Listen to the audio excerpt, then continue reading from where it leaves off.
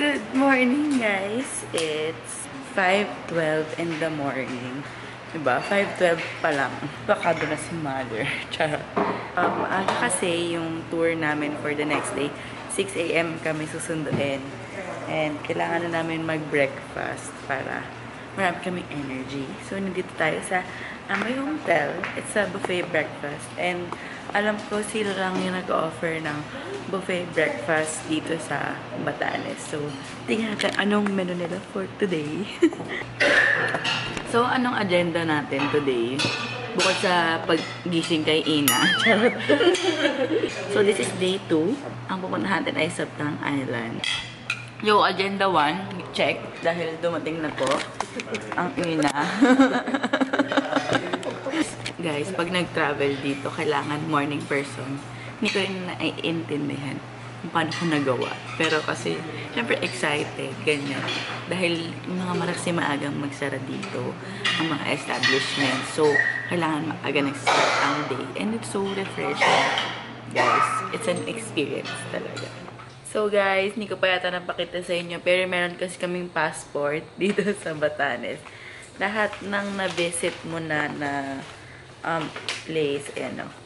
Meron silang ganyan. Ini-stamp nila pag napuntahan mo na. Kasi parang may babayaran kang total fees. And makikita nila kapag napuntahan mo na yung lugar. Diba yung sabi parang, kasi sa fees, naghahati-hati lahat ng municipality. Ganon. Kahit hindi lahat nakakapunta ng Itbayat, nakakakuha sila ng share. Kasi nga, part pa rin sila ng Batanes. Kasi medyo mahirap talagang pumunta doon, especially ngayon, maano yung waves. So, nandito na kami sa port, papunta sa Sabtang Island. And again, kailangan natin yung ating passport. Gusto ko lang i-appreciate na bawat municipality may ganitong restroom. Super clean niya. And yan, hindi nyo kailangan mag-worry about the restroom. Alam ko naman pag nag-travel, isa yan sa mga naisip. So, nandito na tayo sa isa sa mga stone houses. Ito ay isang barangay, parang office ng barangay chairman. And may makikita rin tayo mga souvenir shops. Guys, ito na yung bakul. Ito ay ginagamit nilang protection for the sun and for the rain. Ito daw ay usually for women. Gawa to sa dates. Ayan. Tapos, yung mga sila mismo gumagawa nito para sa kanila. Pakita ko sa inyo guys kung ano yung itsura ng panglalaki. Ayan. Vest ang itsura. At naka-backpack sila. Di ba nga? Anong huli mo dyan, sis? Mga dorado. Dorado, yes. Parang lokal ah. Bukod sa nakita natin stone houses, ito daw ay isang parang klase ng modernized na siya kasi nakapalitada na yung buong house. Unlike yung ganito na nakikita niyo pa yung mga bato-bato. Yung ganito, yung mga kogon. Yan. Umaabot daw yung mga roof made of kogon for 20 to 30 years. Super grabe, amazing.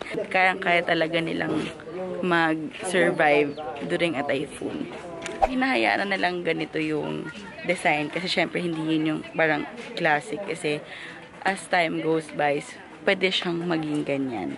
And babalik siya sa pagiging stone house na ganyan. O diba? Grabe, so imagine niyo kung gaano kaano yung typhoon or mga bagyo, diba? Basta para ma-wash niya yung cement. Akitin natin yan. Tingnan natin kung makakarating tayo. Pero sobrang excited ako sa magiging yung itsura doon sa taas. Kasi grabe, parang makikita mo na lahat ng buong ewan ko, Sabtang Kineme.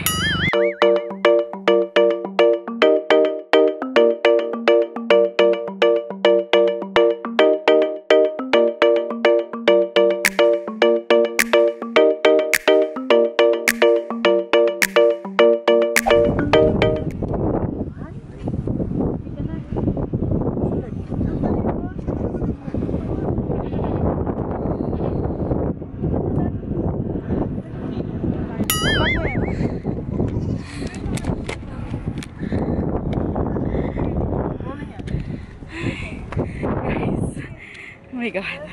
So, syempre, pagod na si bakla. Meron dito free taste na sugar cane wine. So, titikman natin. Uy, tulungan niyo ako umubos ng buhok. It's good. Medyo maasim lang. 15% alcohol. Kasi kung hindi na pagbigyan sa buhok ko, binaon na.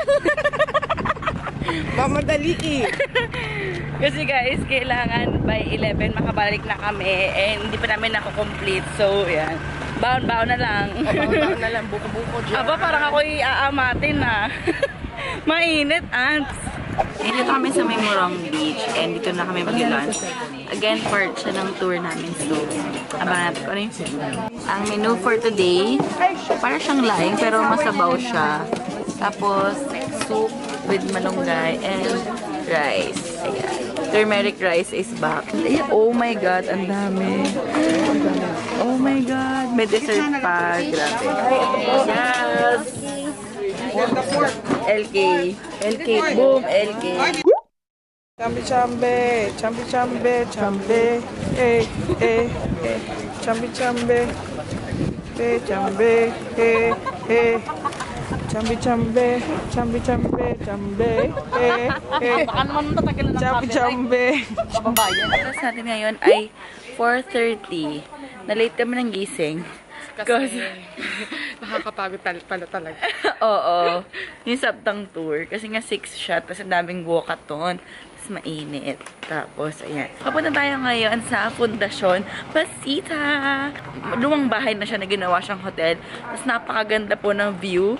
So, ito yung hotel namin. Tapos, ito na yung beach. Diba? Sobrang na. Nakasakay na kami ng tricycle. Actually, pang tour to. Pero, nakabait naman sila kuya na pahatid kami sa Fundasyon. Nakita nyo ba ako? Ang ganda ng tricycle nila. Sobrang, para siyang furniture.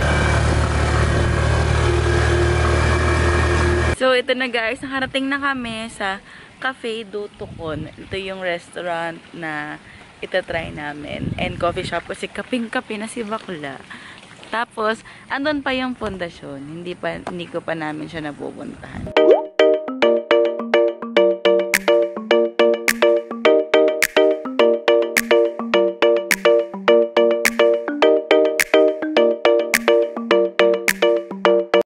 Guys, inabutan namin yung sunset. Ayun oh.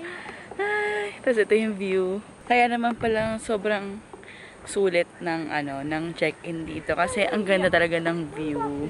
Grabe. Though super expensive. 20,000 a night. Ganon. Naiiyak na si bakla. Pero super ganda guys. Ayan, tapos tayo sa Fundasyon Pasita. Limited kasi yung pwedeng mapuntahan. Pero at least nakita namin. Ang ganda talaga. Malay mo, pag marami na tayong budget, ito na tayo mag-check-in. So, nandito na na tayo sa Cafe de Tucon. Kakain lang tayo. Medyo nagmamadali kami kasi hanggang 7 lang tong cafe. So, let's eat! Dito na kami sa cafe. And, grabe, ang ganda ng view. Excuse me. My God. Ay, ayun o. Ang ganda, guys.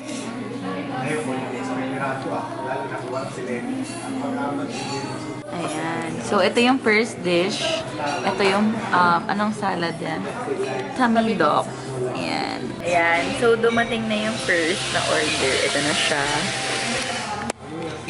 Beef and garlic rosemary with salad and rice. Ayan po ang kay Auntie Teng. Teng. Ayan. Ang sa kanya ay chicken mamtit. Ayan. Instagram is live, mga aunts. Ito yung food natin. Wow. Try natin. Gutom yan. Parang super sarap lahat. Parang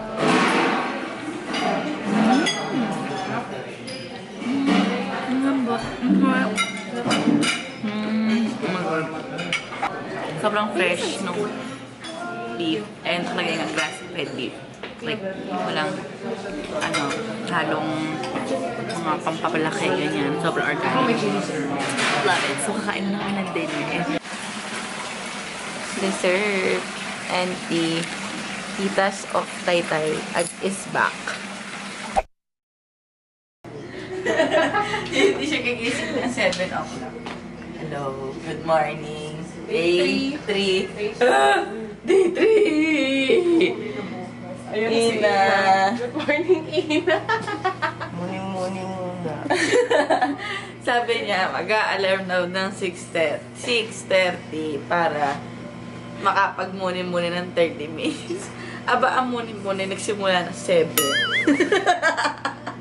It's gonna be a long day today. Dito sa Batanes, sobrang ni-implement nila yung no smoking sa public areas. Like, wala ka talaga makikitang taong nagsusmoke in public. Heads up para sa mga may balak. So, ito naman guys, meron silang mga bikes dito. Pero kasi nga, hindi niya siya magagamit sa gabi kasi wala masyadong street lights. Pero kung gusto nyo ikot-ikot sa malapit na umaga, you can get them from Amboy Hotel. Dahil nga medyo mahina talaga yung cellular signal dito sa Batanes. Meron dito signage na good phone signal area. And it's super, sobrang cute na naisip nila guys kung naghahanap kayo. Ito na yung good phone signal area. Hi guys! So ngayon, farmer lang peg natin kasi nakita ko may hat dito. And ngayon, ipapakita ko na sa inyo yung garden na sobrang gusto ko na siyang i-explore. Nang isang araw ko pa siyang nire-rave sa inyo. Ang halaman doon ay sari-sari. Merong lettuce. Hindi ko alam. Lettuce ba to? Cabbage. Lettuce. Cabbage. Repolyo. Totoo ba? Bakit siya buka? Kung ano may nasa gitna. What? Oo nga, no. Totoo nga, ma'am. It's cabbage, hello. Oh my God, oo nga. Cabbage. Ayan, guys. Yung nanay ko kasi mahilig siya sa mga herbal, yung mga organic. Pag may mga ganito, may mga kain kapag ganyan na kinakain siya ng mga insekto, ng mga bugs, ibig sabihin walang pesticide yung mga gulay nila. So, very organic talaga yung mga gulay dito. Kaya nga sabi nila kapag may nakita kang uod, ganun, healthy yun. Kasi kinakain siya ng mga normal na kumakain ng mga plants.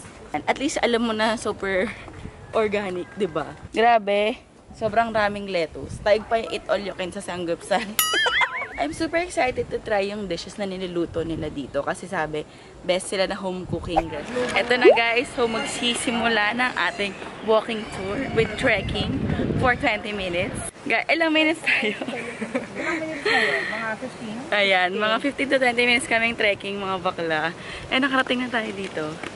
Malapit na tayo sa Spring of Youth. Tapos, makikita natin yung pre-Spanish Ivatan Settlement. Ganyan po ang daan papunta dito. So, chinelas ang lava natin ngayon. Guys, nandito na tayo sa Spring of Youth. Feel na feel ko na. Mga isang taon na akong di magugluta. Charot. Ito na. My God. Oh my gosh. Ito yung pool. GoPro. Oh my God, guys. Ito, man-made naman na to. Pero grabe, ang ganda. Gumawa yung pool. Tapos, review na pinakakata. oo. Yan. Tapos yung mga ganito, hindi siya private owned. Government pa din. Ideal. Dito po tayo kasama ang ating lokal na si Ina. At ikwento niya naman po sa amin kung bakit siya tinawag na Spring of Youth. Kasi youth lang talaga makakapunta dito. Puntaan niyo naman yung paakyat natin kanina na napakayat. Pakita mo yan. Hindi yan kakayanin ng mga tante. Kaya youth lang. Ang mga senior, kaya pala hindi nakapunta dito yung mga kasama natin kahapon. Kasi nga, napakatarik niya. Ang ganda, guys. Grabe. Sobrang lamig ng tubig, guys. Sobrang walang amoy yung water. Fresh naman. Masarap ba? Oo, bawal umihi. Ay, bawal! Oo. Bawal umihi. Tikman mo ang tubig. Lasang dito to. Oo. Lasa talaga siya. Oo. So, eto guys. Mag-swimming tayo. Ang ganda. Tignan nyo yung view. Super. Oh, Lord. Mabalik na tayo dito baba. And dito parang registration area and changing rooms. Na-fresh pa tayo. Charot. Nakaligo din tayo sa alkaline water. Yan. So, after nito ay pupunta na tayo sa Marlboro Country ulit para mag-lunch. And then, yun na. Free day na tayo. Rice. Pork gulay and chicken. Kasama na naman siya sa tour namin. So, super suited talaga ng tour kasi parang ginastos lang namin ay dinner. Yun lang ginagastos namin. Kasi yung breakfast namin nasa Amboy, tas buffet pa. Tapos, lunch ay kasama na sa tour. Ang tour namin for 3 days ay magkano 4,300 lang. Inclusive na siya ng lunch. And hatid sundo sa hotel. So, grabe. Super sulit. Wakay Tours, guys. Thank you, Manila! Wow, Manila!